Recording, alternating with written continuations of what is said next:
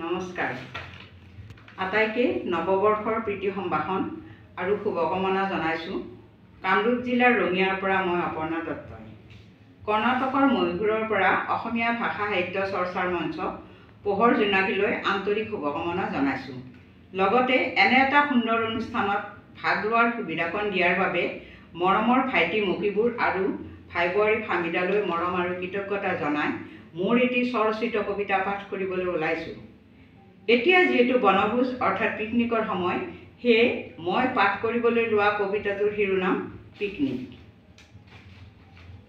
একঘেয়ামী প্ৰাত্যহিকতাৰ পৰা পৰিত্ৰাণৰ আকাংক্ষাতে এটা দিনৰ হেঁপাহৰ আয়োজন। বছৰজোৰা যান্ত্ৰিকতাৰ বিপৰীতে দৈনন্দিন আৱৰ্তৰ পৰা মুক্ত হৈ দেউকা মেলা সপোনৰ আকাশমুখী যাত্ৰা। অসামান্য আনন্দ উপাচাৰৰ আশাত হিমশীতৰ পুৱাৰ কোমল আচ্ছাদন ফালি দলে দলে মানুহৰ ঢাপলি প্ৰকৃতিৰ বুকুলৈ বনভোজলৈ। এই যে হেঁপাহৰ পিকনিকবোৰ ভৈৰৱকুণ্ড, ভালুকপুং, বগামাটি, মানাহ, পবিতৰা, হাহিম কিম্বা কাজিৰঙা, বুকুৱে বুকুৱে অলেখ আয়োজন, অলেখ ভাৱৰ কিৰিলি। প্ৰকৃতিৰ নিৰিবিলি সান্নিধ্যত তৃপ্তিৰে এসাঁজ খাবলৈ পিকনিক যাত্ৰীৰ খদমদমত জীপাল হৈ পৰে নদীৰ দুয়োপাৰ।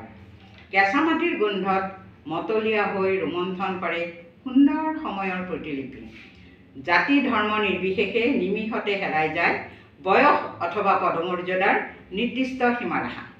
কেতিয়াবা কেতিয়াবা ঘটনা দুৰ্ঘটনাই ম্লান পেলায় পিকনিকৰ সৌন্দৰ্য। তথাপিও যেন শিশুৰ পৰা বৃদ্ধলৈকে নিৰস জীৱনশৈলীৰ আমনিদায়ক ক্ষণবোৰ সজীৱ কৰিবলৈ সকলোৰে আছে পিকনিকৰ আঠলগা মৰমৰ দীৰ্ঘ টান। ধন্যবাদ।